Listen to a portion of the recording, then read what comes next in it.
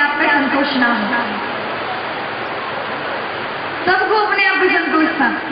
एक राजा को महाराज कुछ दिन बाद एक राजा अपनी राज सेना के साथ आ रहा था, चिल्लाते हुए उसके सेनापति आ रहे थे, हट जाओ हट जाओ, पूरा देश के राजा पश्चिम देश पे आक्रमण करने जा रहे हैं, हट जाइए, महाराज की सवारी आ रही है, हट जाइए। अब तो संत ने देखा यही सबसे बड़ा दरिद्र है, कूदने लगे, मिल गया रे मिल गया रे मिल गया। राजा ने देखा क्या मिल गया, बोला तू मिल गया सबसे बड़ा अधिकारी, नीचे उतर के तुझे आशीर्वाद देना। महाराज राजा सोचा विजयश्री प्राप्त करनी तो संतों का आशीर्वाद ले ही लेना चाहिए। उतरा महाराज नीचे, कहा महाराज दीजिए, बोला हाथ आगे कर।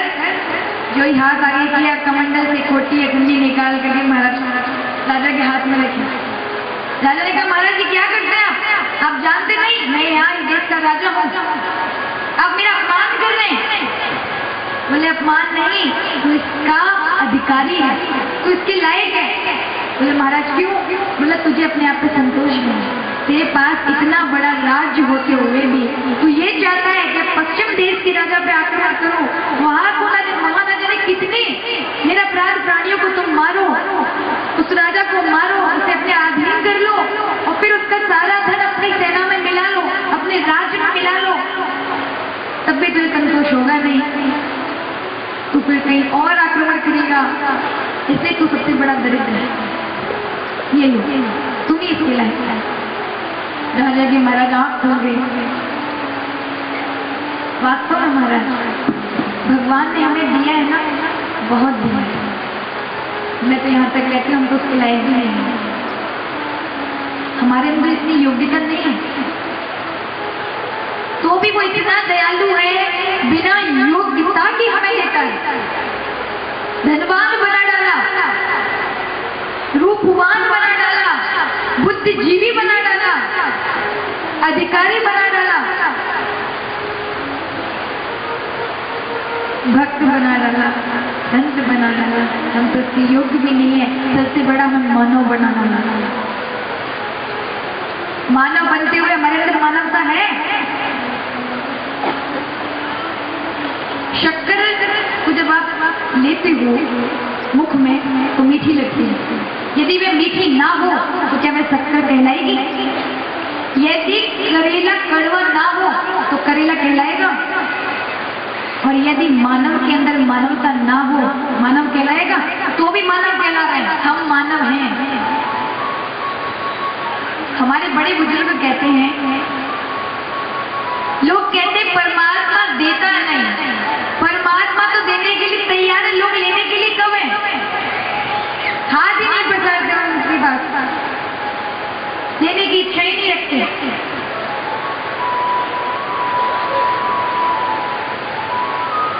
परमात्मा को देने के लिए तैयार है, हर घड़ी तैयार है। परमात्मा ने महाराज इस जीवन की रंगमंच पर, ये समझो जैसे ये मंच है ना, यहाँ मैं आपको कथा श्रवण करा रही हूँ, इसी तरह से ये जीवन का रंगमंच है जिसपे आप सभी रात दिन नाच रहे हो, अपनी कला का प्रदर्शन कर रहे हो। आपको पिता का किरदार दे दिया तो पिता का किरदार निभा रहे हो बहुत अच्छे से। आपको बेटे का किरदार दे दिया तो बेटे का किरदार निभा रहे हो। आपको माँ का दे दिया, आपको बहन का दे दिया, जिसको जैसा किरदार दे दिया वो वैसा निभा रहा है। पर महाराज मानव अपना किरदार पूर्ण ईमानदारी से नहीं निभाता। गधे को कभी गधा कहना पड़ता है कि गधा तू गधा बन, कहना पड़ता है क्या? आप लेके जाते हुए कहते हो कि काम में तेरा बोझ धोने का काम है, बोझ ही ढो, तू गधा है गधा बन। बैल को कभी नहीं कहना पड़ता तू बैल बन। कुत्ते को कभी नहीं कहना पड़ता है कि तू अपना स्वभाव मत छोड़े, तू कुत्ता है कुत्ता बन। पर महाराज मानव को हर बार कहना पड़ता है तू मानव बन। क्यों? मानव अपना स्वरूप, अपना स्वभाव छोड़ करके दूसरा स्वभाव, यानी अपना किरदार कोई रंगमंच पर, यानी कि मैं बुलाऊं कि अब आपको तो भाई भगवान कृष्ण का किरदार निभाना है, आप मेरी बात न मान के कंस बनाओ, अब कंस का नेगेटिव रोल अदा करो, तो महाराज इसमें मेरी गलती नहीं, हाश उपहास के पात्र तो आप बनेंगे। भगवान ने ये रंगमंच दिया है, जो किरदार दिया है उसे ईमानदारी, पूर्ण ईमानदारी से निभाएं। कभी भी हमारा मन माना लेने को तैयार नहीं है, बैठता ही नहीं। बहुत लोग कहते मन ही नहीं लगता, कैसे बैठे? और महाराज फिर नोट की गड्डी पकड़ा तो गिनने में कैसे कैसे एक भी गलती नहीं होगी। किसी को पैसा देना हो तो पूरा का पूरा, एक कम बढ़ती नहीं, फिर कैसे मन लगता है?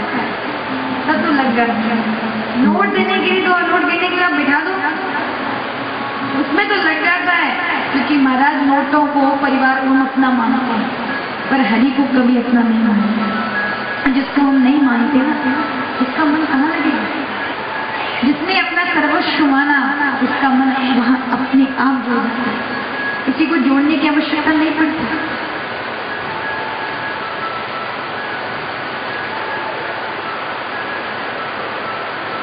ये मन जो है ना, इसकी गति बड़ी प्रबल बताई। बिना पासपोर्ट, बिना वीजा के विदेश यात्रा कर ले बैठा बैठा, जिसको किसी की जरूरत नहीं, किसी कहीं अप्लाई कराने की जरूरत नहीं है कि पासपोर्ट बनेगा तभी जाऊंगा। बैठा अभी एक क्षण में पहुंचने की देर है, पहुंच जाएगा। एक क्षण में महाराज बैकुंठ की यात्रा भी कराएगा। कैसा है बैकुंठ? कैसे होते होंगे राधा कृष्ण, कैसी गोपिकाएं विहार करती होंगी। आपने जिस चीज को कभी देखा नहीं होगा, केवल सुना ही होगा, ये उसका अनुमान लगा के देखते हैं क्यों। इतना त्रिव है, एक क्षण के अंदर कहीं से कहीं पहुंच जाए। ये बीच में बैठी माताएं बात करने में बड़ी मुश्किल है, जानते मुझे बड़ी टोकने की आदत है, आज ही कर देना है। और विशेष ध्यान रखें, अब तो नहीं, पर कभी भी कथा में बैठो ना, तो ये विशेष ध्यान रख के बैठो कि हमारा रिश्तेदार ना हो, हमारा अड़ोसी पड़ोसी जानकार ना हो, ऐसी जगह जाकर बैठे। 3 घंटे 4 घंटे 5 घंटे या बैठते हो तो ये समय भगवान को दो, व्यर्थ ना गवाओ उसे। घर में तो आप रात दिन व्यर्थ गवाते हो, यही समय है भगवान के लिए दिया, तो इसका व्यर्थ प्रयोग न करें। बातों में क्या रखा है, हमारे घर में कर लेना, फिर मिल जाएगी सखियां, फिर कर लेना, घर ले जाना तब कर लेना, पर कथा में ना करना। कथा में कथा सुना, कथा श्रवण करना। ये देखो मैया पीछे बिल्कुल नहीं रुकेंगे।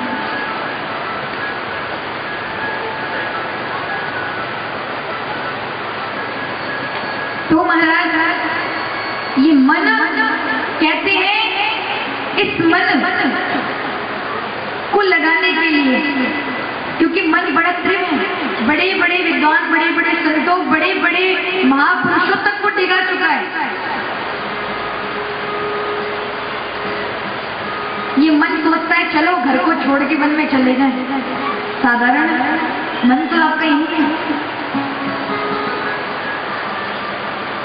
घर छोड़ के वन में वास कियो, मन वास न त्याग कियो ही नहीं, पच केस बढ़ाए धूमि तपे, हरि नाम कभी लियो ही नहीं। सत्संग को रंग गवाए दियो, सतनाम हरि को पियो ही नहीं, कहे दास सतार समझ रे मना, तेने प्रेम पियानु पियो ही नहीं। मन का महाराज मन में आया, यहाँ मन नहीं लगता, भगवान की सेवा, चलो वन में चलते हैं। वन में पहुंच के पर मन तो घर में बैठा महाराज, घर की याद कर रहे, अरे मेरी पत्नी कैसे रहेगी, मेरे बच्चे कैसे जिएंगे, हम तो यहाँ आ गए। महाराज अपने गृहस्थी के वस्त्र उतार के सन्यासी बन गए, पंचकेश बढ़ा लिया, धूमी दबने लगे, पर जिंदगी में वह रौनक नहीं है जो आनी थी, जो चमक आनी थी वह नहीं आ पाई। क्यों? क्योंकि हरि का नाम जो भूल गए, सत्संग का रंग गंवा दिया। सत्संग कभी लेते नहीं, हरि का नाम कभी लेते नहीं,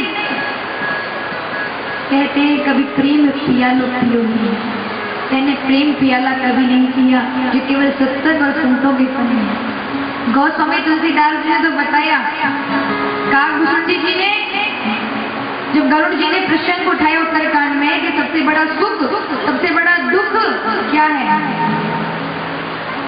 तो कहा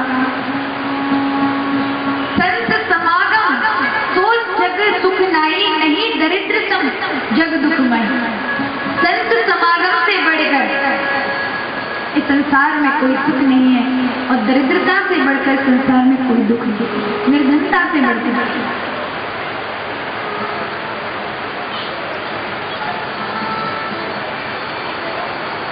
ऐसा है सत्संग को करो महाराज।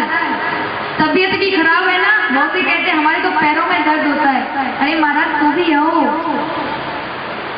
बीमार हो, डायबिटीज है, शुगर है, हाई ब्लड प्रेशर लो है, हाई है, जो भी है तो भी आओ। सारी बीमारी हटाने वाला है एकमात्र औषधि सत्संग।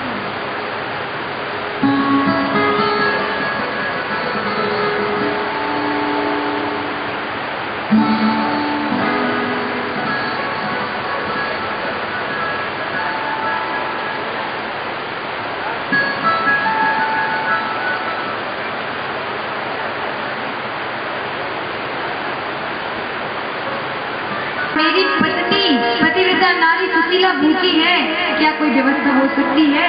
कभी किसी के सामने हस्त नहीं फैलाए, कभी मांगने नहीं गए। ये सुदामा जी, सुदाम देव का अभिमान था कि मैंने आज तक किसी के द्वार पर किसी के सामने हाथ नहीं फैलाया और प्रभु मैं कभी फैलाऊं भी नहीं।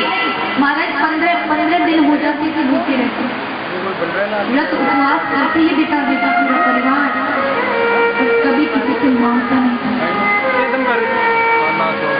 ऐसे थे। एक बार महाराज कहते त्रिलोक्ष व्रती से अपने परिवार का जीवन यापन करते थे। त्रिलोक्ष व्रती माने जब किसान गेहूं काट के ले जाते थे तो जो गेहूं के दाने बच जाते थे उन्हें बीन से लेके आना, पीस करके आटा बना करके रोटी बनाना, पहले बालकों को खिलाना, जो बचता तो प्राप्त कर लेना, अन्यथा उपवास में रहना। सुदामा के घर की स्थिति महाराज दर्शन करें आप।